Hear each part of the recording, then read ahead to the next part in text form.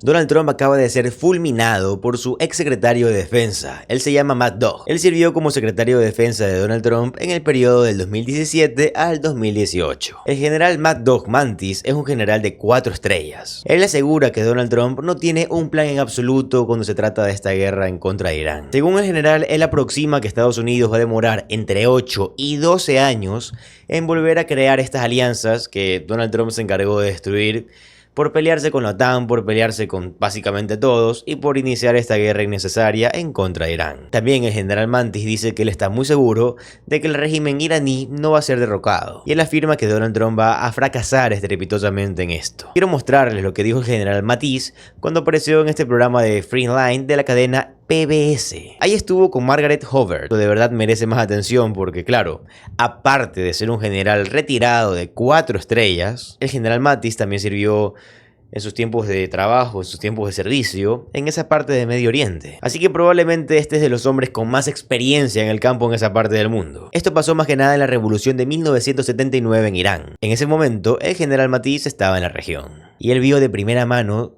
cómo básicamente Irán atacaba, cómo Irán es capaz de destruir todo. Lideró tropas en la guerra del Golfo Pérsico, en la guerra de Afganistán y también lo hizo en la guerra de Irak. Él dirigió el Comando de Fuerzas Conjuntas de Estados Unidos y también el Comando Central de Estados Unidos, el CENTCOM. Esto lo hizo desde el 2010 hasta el 2013. Así que él supervisó operaciones en todo Medio Oriente, ya sea Irak, Afganistán, Siria, Yemen. Y luego de esto también sirvió como secretario de Defensa de Donald Trump, como les dije, entre el año 2017 y 2018. Se preguntarán, ¿por qué? ¿Por qué tan poco tiempo si es un buen general?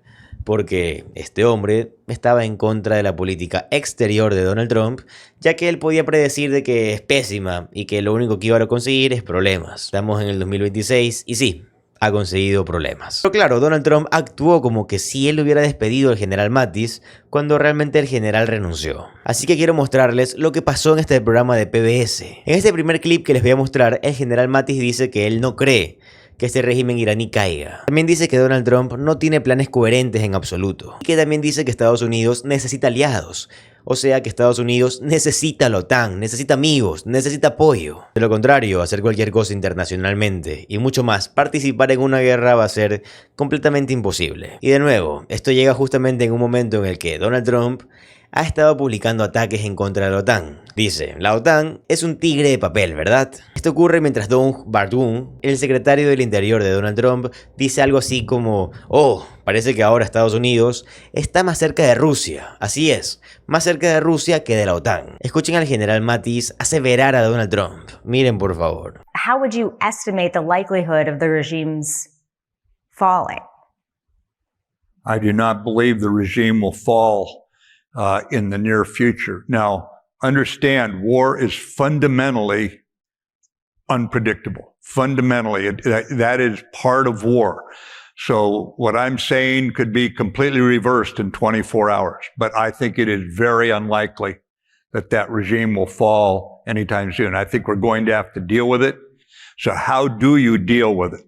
I'd suggest that America has got some of the greatest strengths, our economy, our education system. We have ways of engaging with the world no other country has. And yes, we need a very strong military to defend this idea of a democracy.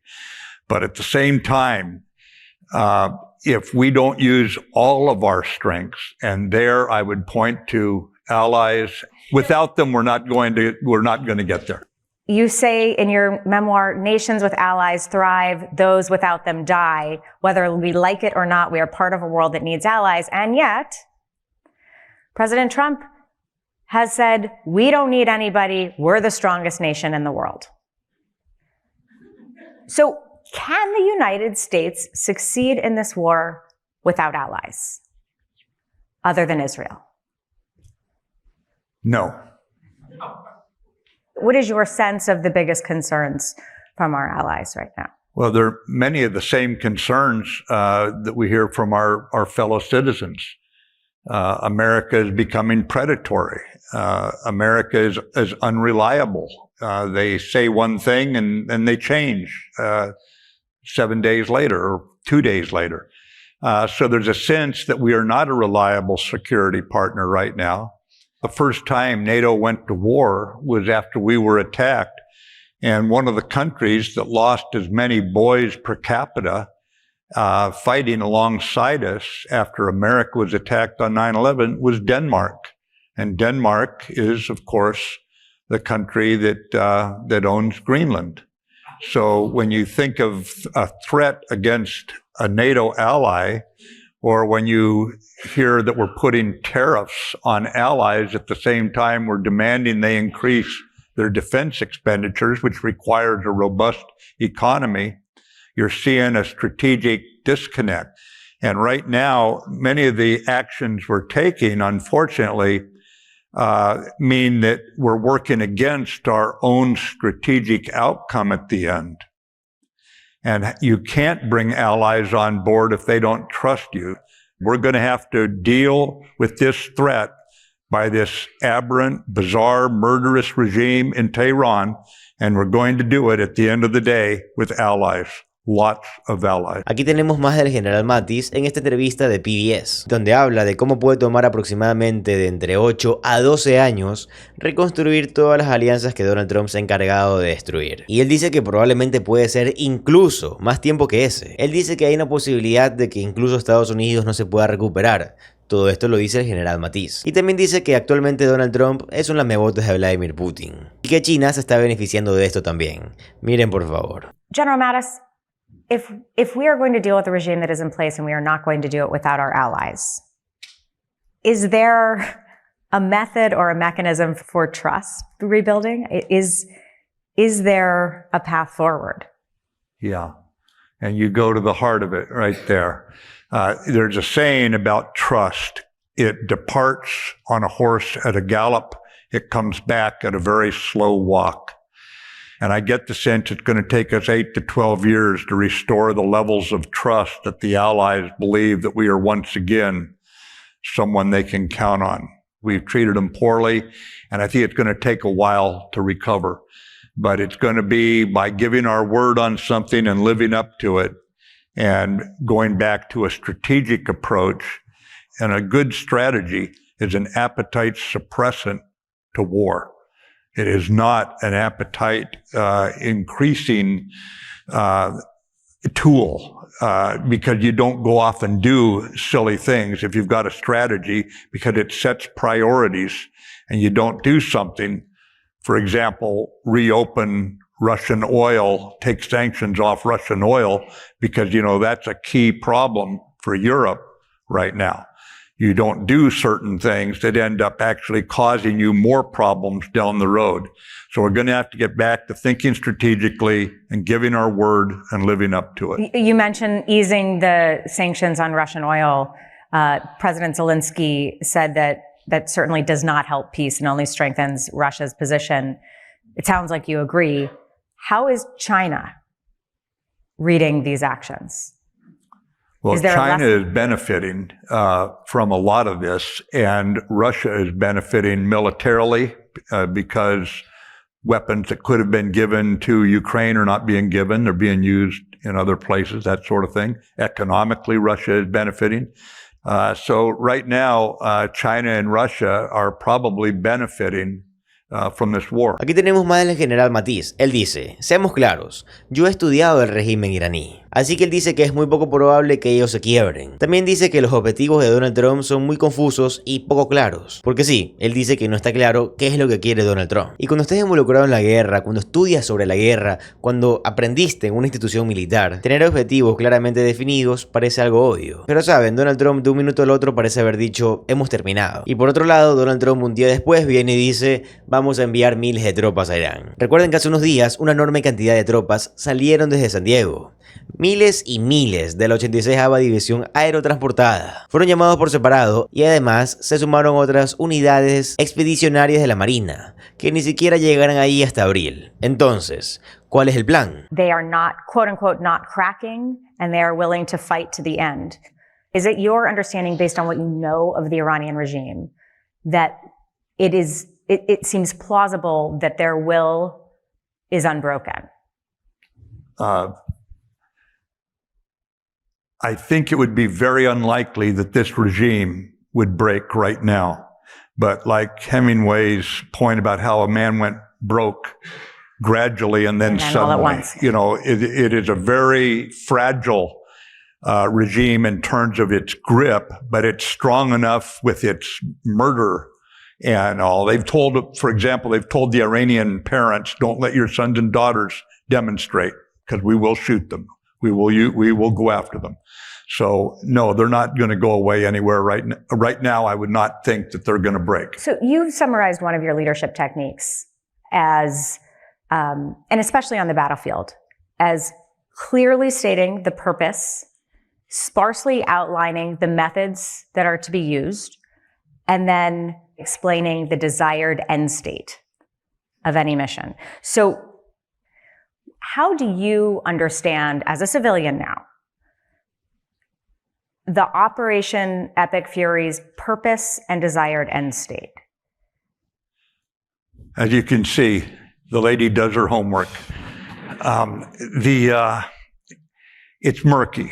It is murky right now to understand what we in the military call the commander's intent. And we've heard things like unconditional surrender. We will select the next leader. We've heard all sorts of things, frankly, and it's been murky, and it's hard to articulate an end state that's achievable. For example, as the American president has said, it just takes a couple people to screw up the Gulf because they can get down there in their fishing boats and drop mines in, and Lloyd's of London and jacks the insurance rates up, and people don't want to send their ships through.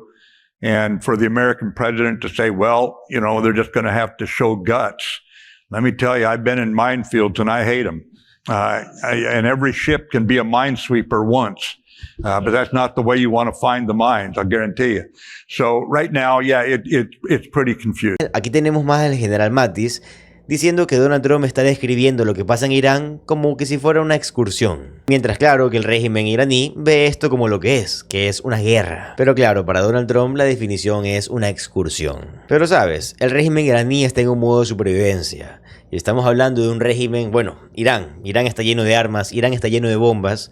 Y están atacando con todo lo que tienen a cualquier país que esté aliado a Estados Unidos. Y saben, tenemos que tener en cuenta que gracias a que Donald Trump derribó o derrocó al principal régimen iraní, quitándole la vida al ayatolá Jamenei, no se dio cuenta, o no sé qué le pasó a Donald Trump, que no se fijó que apenas se fue Jamenei, entró otro ayatolá, que es básicamente el líder de Irán. Y este líder se llama Moqtagba y es pero mucho más extremista que el anterior. Y él ha dejado claro que quiere vengarse de Estados Unidos. Miren por favor. We have seen one administration after another try to find what I call the fruitless pursuit of the Iranian moderate somewhere in that regime. And we haven't found him yet, okay? It doesn't exist. This is a regime, like if the CIA is analyzing the regime, to show you how we learn about them, they have a list of what are the indicators of an autocrat staying in power. There's over 70 indicators, and they look at all these things. One of those indicators outweighs all the rest. Will the regime murder their own people at the industrial level? If they will, they're going to stay in power. You have an unarmed population up against a very well-armed regime that is fighting a total war right now. Total war. We're fighting a limited war. The American president a week ago called it a little excursion. But they are fighting for their lives, the mullahs are, because the people probably will kill them if they overthrow them. They're just that angry at them. So they're fighting like that. What have we learned from it? It's going to be a darn difficult problem. A darn difficult problem. I hope we learned it. Permítanme compartirles el último clip de esta entrevista. De nuevo, esta es una entrevista sumamente poderosa. Is this a reflection on unpredictability in war? That and some other things. But what happened in 1979 when this was being filmed is that changed everything in the Middle East. In Iran, the Shah falls, and this regime that we're now dealing with comes in some 47 years ago, whatever it is. The Grand Mosque falls to the nutcases, the political Islamists what eventually becomes the Sunni side of the terrorist organizations coming out of the Mideast.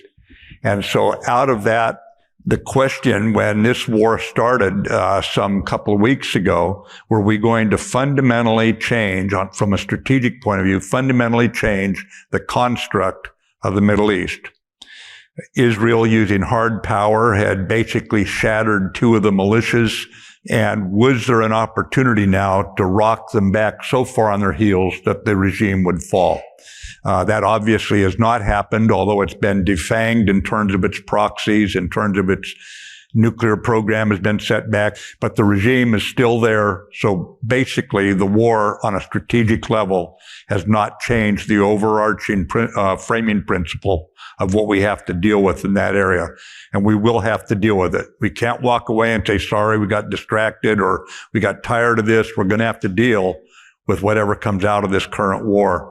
And I think it's going to include that regime still there that goes back to that fateful year, 1979, in the Middle East. Y bueno, amigos, yo acabo de cumplir con mi misión, que es informarlos como lo hago absolutamente todos los días. Recuerden que si les gusta el contenido de política estadounidense, les gusta saber qué está pasando exactamente en el país, les va a encantar suscribirse al canal, ya que subo videos como estos todos los días, de 7 a 8 videos diarios, chicos. Si no se quieren perder ninguno de estos videos y estar siempre informados, les recomiendo que aparte de suscribirse, activen la campanita del canal, porque con esto YouTube les va a avisar cada vez que yo subo un video. Y bueno, con todo dicho, mi nombre es José Alvarado, soy economista y estoy comprometido con informarlos diariamente. Nos vemos en el siguiente video. Adiós.